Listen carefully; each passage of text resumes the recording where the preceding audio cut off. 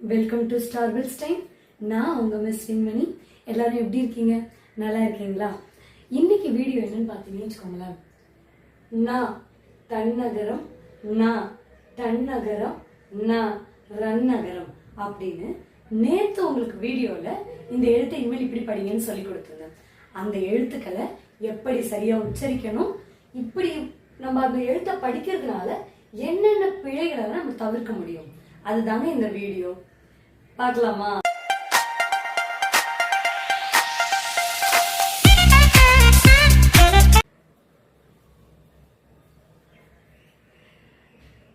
கத்துக்கலாமா? ந தன்னகரம், ந தன்னகரம், ந ரன்னகரம் இப்படின்னு இந்த 3 எழுத்தை தான் இன்னைக்கு நம்ம பார்க்க போறோம். இதுல என்னென்னலாம் உங்களுக்கு சொல்ல முடியுமோ நான் இன்னைக்கு சொல்லிடுறேன். பாருங்க, முதல்ல இந்த 3 எழுத்தை நம்ம சொல்றதுக்கு முதல்ல நம்ம அதை எப்படி உச்சரிக்கணும்னு கத்துக்கணும். கத்துக்கிட்டோம்னா தான் ஃபர்தரா இந்த லெட்டர்ஸ்னால வரக்கூடிய பிழைகளை நம்மளால தவிர்க்க முடியும். ஓகேவா? முதல்ல பாருங்க, இந்த தன்னகரத்தை எப்படி சொல்லணும் அப்படிங்கிறது தான். இங்க நம்ம ஒரு 3 படம் வரைஞ்சிருக்கேன், தெரியுதா? இது வேற ஒண்ணும் இல்ல, நம்மளுடைய வாய் நாக்கோட அமைப்பு. அத நான் சொல்லும் போது எப்படி இருக்கணும், நான் சொல்லும் போது எப்படி இருக்கணும், நான் சொல்லும் போது எப்படி இருக்கணும். மிஸ், எங்க கால எல்லாமே நான் தான் மிஸ் விழுது அப்படின்னு தானே யோசிக்கிறீங்க. அதுக்காக தான் இந்த பிக்சர் நான் மிஸ் வரைஞ்சிருக்கேன். அதாவது நம்ம பல்லுக்கு பின்பக்கம் அந்த நாக்கு வந்து தொட்டு சொன்னிச்சுன்னா அது தன்னகரம். ந, நரி, நல்ல, நாடு, நாய் சொல்லி பாருங்க. சோ பல்லுக்கு பின்புறம் தொட்டு சொல்றனா தான் தன்னகரம். ஓகே, அடுத்து நா, அதாவது 3 சுழி நானு நம்ம பயன்படுத்தக்கூடிய தன்னகரம். இந்த தன்னகரத்துக்கு நாக்க நல்லா மடக்கி நம்ம அன்னம்னு சொல்லுவாங்க. அதாவது வாயோட உள்பக்கத்துல மேல் பக்கம் நம்மளுக்கு குழிவா இருக்கு பாத்தீங்களா, அதுதான் அன்னம்னு சொல்லுவாங்க. அந்த அன்னத்துல நல்லா வளைஞ்சு தொடணும். ஓகேவா? சோ அப்படி தொட்டோம்னாக்கா வரும் இந்த நா. கண், மண், மனம் சொல்லி பாருங்க. அதனால நாக்கு நல்லா மடங்கி வரும். அப்படி மடங்கி வரலனாக்கா நீங்க அந்த வார்த்தைகளை இவ்வளவு நாள் தப்பா உச்சரிச்சிட்டு இருக்கீங்கன்னு அர்த்தம். சரியா? சோ இதுக்கு வந்து நல்லா மடங்கி சொல்லணும். கண் நல்லா சொல்லி பாருங்க, தாராளமா வருங்க உங்களுக்கு. மண். ஓகேவா? அடுத்து பாத்தீங்கன்னாக்கா இந்த ரன்னகரம் எனப்படக்கூடிய இந்த நா, இது பாத்தீங்கன்னு வச்சுக்கோங்களேன், லைட்டா வருடமா இருக்கும். பல்லுக்கு பின்புறமும் இருக்காது, நல்ல மடக்கியும் சொல்ல மாட்டோம், இடைப்பட்ட பகுதியில வருடுன மாதிரி சொல்லுவோம். ஓகேவா? அத வந்து ரன்னகரம், மனம், மான் இதெல்லாம் சொல்லும் போது பாருங்க, பல்லுக்கு பின்பக்கமும் தொட மாட்டோம், ரொம்ப நாக்கு வளைக்கவும் மாட்டோம். சோ மத்தியில சொல்லுவோம், அப்படியே லைட்டா தொட்ட மாதிரி இப்படி சொல்லுவோம். மான், மனம் அப்படிலாம். ஓகேவா? சோ இந்த 3 எழுத்தை எப்படி உச்சரிக்கணும்னு கத்துக்கிட்டீங்களா? இப்போ உச்சரிக்க கத்துக்காச்சு. சரியா? எப்படி நம்ம சொல்லணும், இந்த எழுத்து வந்து நம்ம சரியா தான் சொல்றோமாங்கிறத நம்ம, நீங்க சரியா சொல்றீங்கன்னா okay, keep it up, very good. அப்படி இல்லை அப்படின்னா அதை சேஞ்ச் பண்ணிக்கோங்க. Okay, next. இத தன்னகரம் தன்னகரம் ஏன் சொன்னேன்னு சொல்லட்டுமா? நம்ம தமிழ் வந்து சிறப்பான மொழிங்கிறதுக்கு இது முக்கியமான ஒரு எடுத்துக்காட்டுன்னு சொல்லலாம். இது ஆக்சுவலா இந்த எழுத்துக்கள்ல நம்ம பண்ணக்கூடிய மிஸ்டேக்ஸ் வந்து மயங்கொலி பிழைகள்னு சொல்லுவாங்க. அதாவது என்னன்னா, இப்போ நரி இருக்கு, இதுல எந்த நான் போடணும் அப்படின்னு கன்ஃபியூஸ் ஆகி தப்பு பண்றோம் பாத்தீங்களா, மயங்கி தப்பு பண்றோம். அந்த மாதிரி விஷயத்துக்கு இது காரணமா இருக்கனால இதை மயங்கொலி பிழைகள் சொல்றாங்க. இது கூட இன்னும் ஒரு 5 லெட்டர்ஸ் இருக்கு. நான் நேத்து சொல்லி கொடுத்தேன்ல, அந்த எழுத்துக்கள் தான். என்னென்ன சொல்லி கொடுத்தேன்? ந, ந, ந, அப்புறம் ர, ர, அப்புறம் ல, ழ, ல.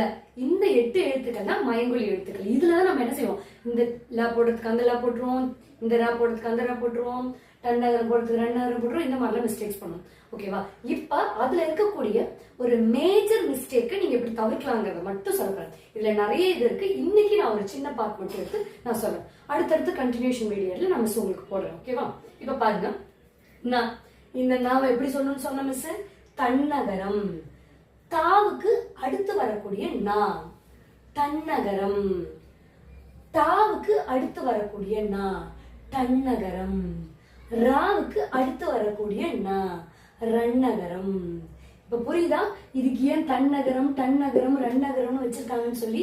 நம்ம எழுத்துக்களை மெய் எழுத்துக்கள் எழுதுறோம் இல்லையா, அதை சும்மா அவங்க வரிசைப்படுத்தி வைக்கல, இப்படியெல்லாம் லாஜிக் வச்சுதான் அதை வரிசைப்படுத்திருக்காங்க. ஓகேங்களா? இப்ப இந்த லாஜிக் நம்மளுக்கு எதுக்கு யூஸ் ஆக போகுது மிஸ்? ஏன் மிஸ் இதெல்லாம் சொல்றீங்க அப்படின்னு தானே யோசிச்சுட்டு இருக்கீங்க. இங்க பாருங்க, முதல் வார்த்தையை படிங்க. ப இந்து பந்து அப்படின்னு படிக்கிறோம். இங்க இந்த நாவோட மெய் எழுத்தை இந்தா பயன்படுத்துவோம். இந்த இந்துக்கு பக்கத்துல தூ வரும். இந்த இடத்துல அதாவது இந்த இந்து இந்து இந்து இந்து நல்லா பார்த்துக்கோங்க. இந்த எழுத்தை மெய் எழுத்துக்களை நம்ம பயன்படுத்தும் போது அதுக்கு பக்கத்துல இருக்கக்கூடிய எழுத்து கண்டிப்பா அதோட துணை எழுத்தான தாவோட வரிசையை சேர்ந்ததா தான் இருக்கும். இந்த இந்து யூஸ் பண்ணினாலும் நீங்க கண்டிப்பா என்னதான் வரும்? இந்த தா வரிசையை சேர்ந்ததா தான் இருக்கும். அப்ப தா வந்துச்சுன்னா நீங்க எந்த இன்னுமோ பயன்படுத்தக்கூடாது, இந்த இந்து தான் பயன்படுத்தணும். ஓகேவா? இப்போ சந்தம், சிந்து, வந்தது, வெந்தது அப்படின்னு சொல்லும் போது எல்லா இடத்துலயுமே நீங்க பாருங்களேன், இந்துக்கு அடுத்து என்ன இருக்கு? அதோட இணை எழுத்தான தாதா இருக்கு. இப்ப புரியுதா இதுக்கு ஏன் இந்த பெயர் வந்திருக்குன்னு? தன்னகரம் நீங்க படிச்சிட்டீங்கனாலே தாவுக்கு இனமான இந்து வந்துச்சுனாலே அது கூட தாங்கிற எழுத்து வரும். அப்ப இந்த தாங்கிற எழுத்து நீங்க எப்ப பார்த்தாலும் என்ன பண்ணிடலாம், பக்கத்துல வேற எந்த இன்னையும் யூஸ் பண்ணக்கூடாது, இந்த தான் யூஸ் பண்ணணும். தென் நெக்ஸ்ட் நா. இந்த நாவை எப்படி சொல்லுவீங்க? சொல்லுங்க பார்க்கலாம். நா. நல்லா மடக்கி அழகா சொல்லுங்க. நா. இப்ப பாருங்க, நா முதல் வார்த்தையை படிக்கலாமா? ந இண்டு நண்டு. இந்த வார்த்தையை சொல்லுங்களேன். ஆட்டோமேட்டிக்காவே உங்களோட நாவோட நுனி உங்க பல்லுக்கு பின்புறம் தொட்டு அழகா மடங்கி பின்பக்கம் தொடர்றத உங்களால உணர முடியும். நண்டு நண்டு அப்படி சொல்லுவோம், நம்ம யாராவது சொல்ல மாட்டோம். நண்டு. ஓகேவா?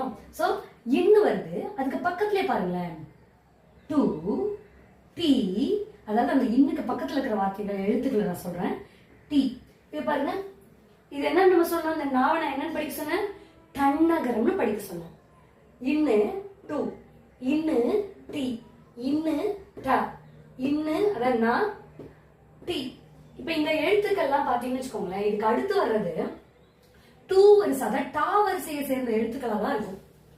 அப்படி வந்தா அதுகிட்ட இருக்கிற நான் வந்து நீங்க என்னதான் பண்ணணும்? மூணு சுழினா மூணு சுழின்னு தான் பயன்படுத்தணும். ஓகே?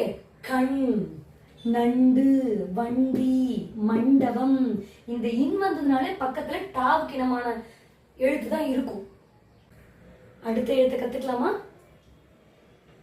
ந, ரன்னகரம்.